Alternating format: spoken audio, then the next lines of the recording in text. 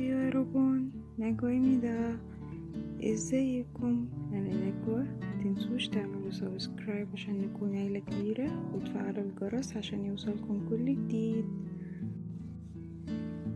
ليه الوضع دايما حساس بين كوريا واليابان؟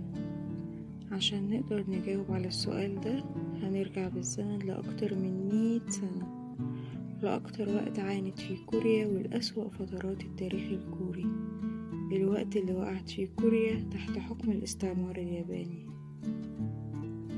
اليابان أجبرت كوريا على توقيع المعاهدة اليابانية الكورية، معاهدة أولسا، سنة 1905، وأجبرت الإمبراطور كوجونغ ووزراء الحكومة إنهم يوقعوا المعاهدة بالرغم من رفضهم، وحصروا القصر الإمبراطوري الكوري قصر دوكسو للضغط عليهم، لكن الإمبراطور كوجونغ و3 من الوزراء الكوريين عارضوا المعاهدة وممضوش عليها، لكن مع الأسف المعاهدة أصبحت سارية لأنها حصلت على توقيع 5 وزراء كوريين تانيين، وتم توقيع المعاهدة تحديدا في قاعة جونج ميونجون.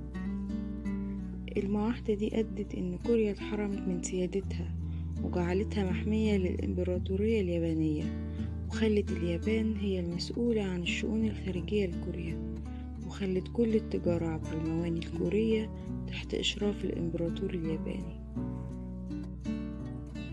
وطبعا نتيجة للمعاهدات دي كوريا بقت مقيدة، واليابان كان هدفها الأساسي إنها تلغي الهوية الكورية وتمحي الثقافة الكورية.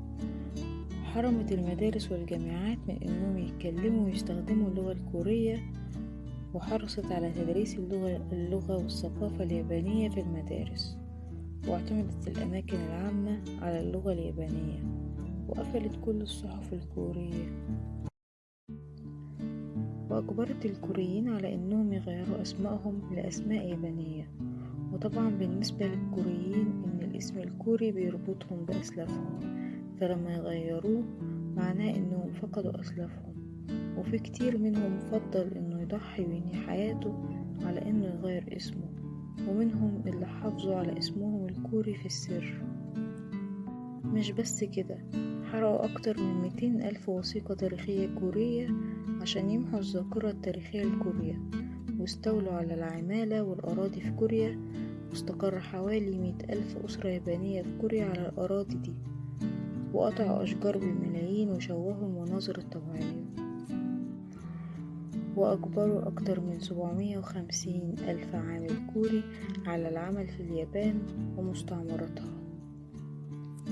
وكانت من أبشع الجرائم اللي لا تغتفر إنهم جندوا النساء الكوريات الشابات لاستغلالهم جنسيا كنساء متعة في بيوت الدعارة العسكرية.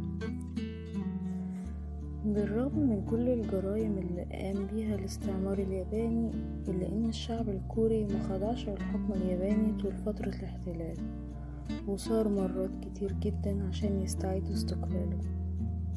وكانت من أهم الحركات اللي بدأها حركة 1 مارس سنة 1919 اللي كانت في العاصمة سول، وانتشرت في باقي أنحاء البلاد بعد كده، وكانت عبارة عن سلسلة مظاهرات أكتر من 1500 مظاهرة شارك فيها أكتر من 2 مليون كوري، واتقتل فيها حوالي 7000 شخص، واتصاب حوالي 16,000 بجروح على ايد الجنود اليابانيين. والنار دمرت حوالي 715 بيت و47 كنيسة ومبنيين لمدرستين، واتقبض على حوالي 46,000 شخص، اتحاكم منهم حوالي 10,000 شخص. بالرغم من ان الحركة دي فشلت في تحقيق هدفها الرئيسي، إلا انها كانت مهمة في تعزيز ولفت الانتباه لجميع أنحاء العالم. وبعد كده تعرض الجزئين الرئيسيين لليابان هيروشيما وناجازاكي لهجوم بقنبلتين ذريتين من الولايات المتحدة أدت إلى استسلام اليابان، وتحررت كوريا من احتلالها سنة 1945، وتأسست جمهورية كوريا رسميا في 15/8/1948. وزي ما قال كلاوس باتر، الحرب هي استمرار للسياسة ولكن بوسائل أخرى. وبس كده، أتمنى يكون الفيديو عجبكم، متنسوش تعملوا لايك وشير مع أصحابكم، وهستنى رأيكم واقتراحاتكم في الكومنت، وأشوفكم في فيديو جديد.